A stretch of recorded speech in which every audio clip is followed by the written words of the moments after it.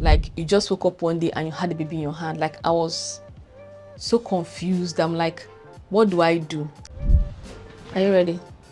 Ready for what? Outside. Outside. Come to mama.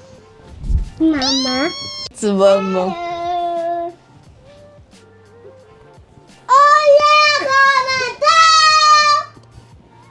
Stop yelling. He's looking at it. Yeah, it's looking at that. I be going. Bye bye. Bye bye. Be going. I be going. Bye bye. Viewers, now the headlines. Hello guys and welcome back to another video.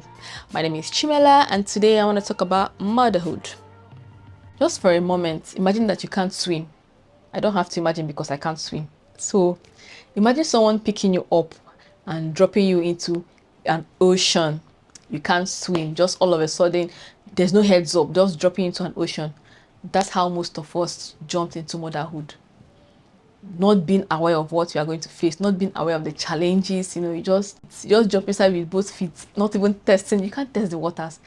If you can't test the waters, like there's nothing that can prepare you for motherhood. Even if you are told the story, like someone explains it to you and you can never fully understand the intricacies and everything that has to, that goes around being a mom. There's no manual to this thing. We are all just here trying our best. We are all just here trying to put our head above water. Nobody taught anybody anything. Like you just woke up one day and you had a baby in your hand. Like I was so confused. I'm like, what do I do? I went to the hospital on my own. They gave me a baby. I came back. Nobody said this is what you should do and this is what you should not do. They just carried baby and gave me and said go back home. The very first day that my mom left me, I was alone with my baby. I cried. So that day when my mom left me to do something out of the house, I cried. I cried because that day was the very first day I was alone with my baby, just only me in the house. Everybody used to be at home with us and the house used to be full, and that day I don't know what happened, everybody just left. It was only me and this boy, and I started crying. I'm like, oh my god, so I'm doing this alone, you understand? Like everybody has left, so at the end of the day it's left to me. It's me alone that is doing this thing. So I was crying. And then taking care of my son then was not easy because he was still very tender. He still had his circumcision and his navel stuff. He trying to heal, so he was still very tender, and me, I was still very tender as well. So everything was just like stressful to me. I was like, oh my god, these people have left me. Oh, finally they've left me. Oh. So I cried that day, but later something came to my mind and I was like, this is not how we are going to be forever. We are going to heal. He's going to grow up. He's not going to be a baby and so tender forever and difficult to take care of. He's going to grow. I'm going to heal. We are going to be fine. So that kind of thing gave me that that reassurance that okay, everything's going to be fine. But she actually came back that same day. With being a mother, sometimes you see people start asking questions, maybe asking all those when I say working class moms, how do you balance work and child and care, child care, how do you balance this and that? Honestly, balancing to me is like you are here and you are there and everything is kind of balanced and enjoying. Everything is enjoying your attention. But the truth is that there's really no balance when it comes to motherhood and career. Especially when your kids are little and need your attention more often, there's really no balance. One thing has to give. Like I used to work before, so I've tasted both sides. When I had my first child, I was working at the bank then. Early in the morning, I would leave. See, I didn't do what do they call it? I didn't do exclusive breastfeeding, 6 months exclusive breastfeeding for my first child because I was working. I only had the privilege to do 2 months breastfeeding before I went back to work. And when I come back from work, then I was lucky enough to have his grandmas around.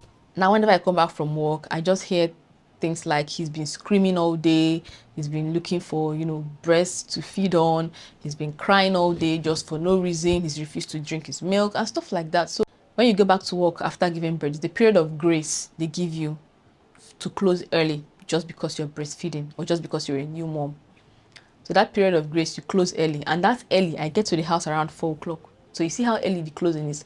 So on a normal day, you are closing very late, 8 o'clock, 7 o'clock, and sometimes 9 o'clock, you're getting to your house. So you see that something has to suffer. There's nothing you can do about it. Something has to suffer. Then when I left my work, I started working from the house. I was doing a little bit of writing, and I started trying my hands on some e-commerce business as well. And I'm going to tell you the truth, it's not easy to work from home with children. And most of us that are working from home are usually working on our phones, on our laptops. So sometimes I catch myself being engrossed in my phone or my laptop, and my kids are beckoning on me, mommy, mommy, mommy, mommy. And I'm like, it takes like calling me like 3 times, 4 times for me to hear them and be like, what's going on? What's happening? All those things, it kind of makes me feel bad. I'm like, you need to be present. You can't be there and not be present. You need to be present. That's why I'm saying there's really, really no balance like that. There's no balance like that. Something is going to give at the end of the day. Don't kill yourself and think that maybe this person is doing it so well. You don't know the kind of support this person has that is making it seem like she's excelling at every front. Your primary priority is your kids. If you're working, very good for you.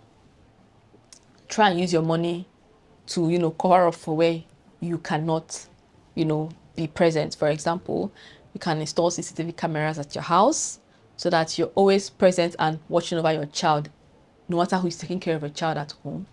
That also gives you peace of mind and also makes you feel present in your child's life. When I became a mother, that's when I realized that taking care of yourself, it's it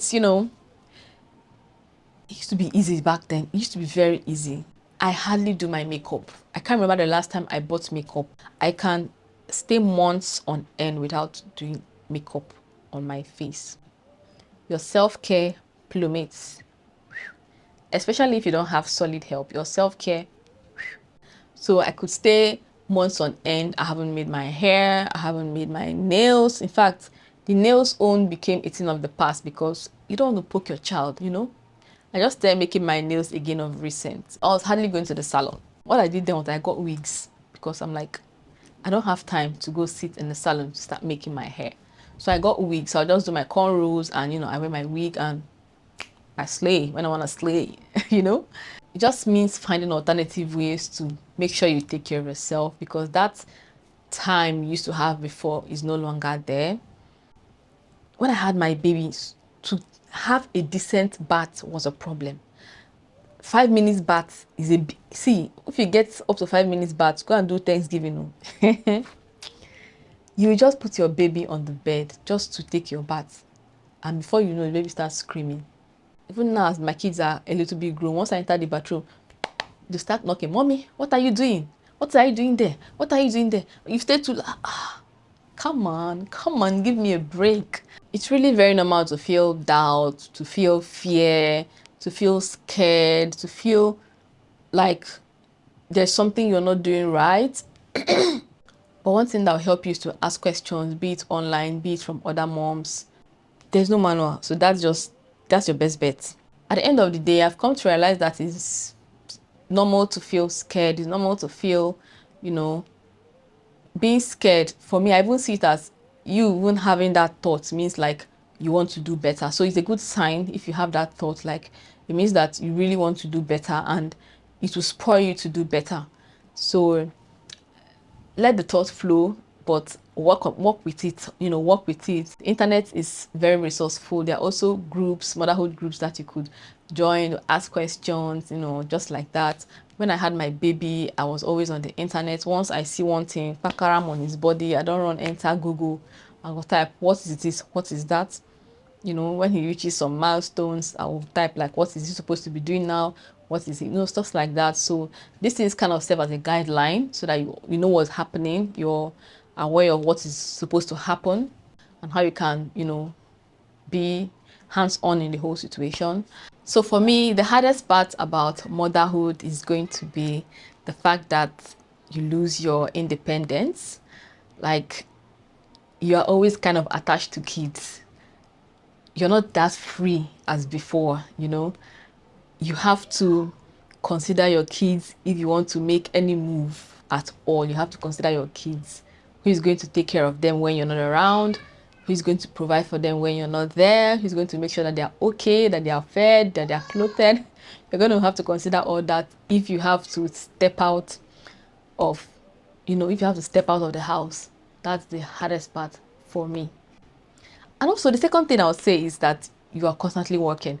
You're always working. Even when you're sick, you're working. Like there's no leave in this thing, you understand? Like I know how many times that I've not been too well, but I just have to bathe my kids. I have to feed my kids, but I'm not feeling too well. I'm not even taking care of myself. I'm not able to take care of myself, but I have to take care of them. You just have to take care of them. So that's the second thing. You're working around the clock, basically. Then the sweetest part about motherhood is basically, yeah, having the kids. Like the kids are the sweetest part. Like you have, like, you love these people. I'm saying people, like you love these little humans, and these little humans love you back 100% genuinely, if you know everything being equal. You understand? Because I know some people are not in good terms with their mom. I know some kids and their mom are, not so much in good terms. That's grown-up kids, so but everything being equal, you have people that you love and people that love you too. So that is the sweetest part of motherhood for me. So thank you for coming to my little TED talk. I'm gonna see you in my next video.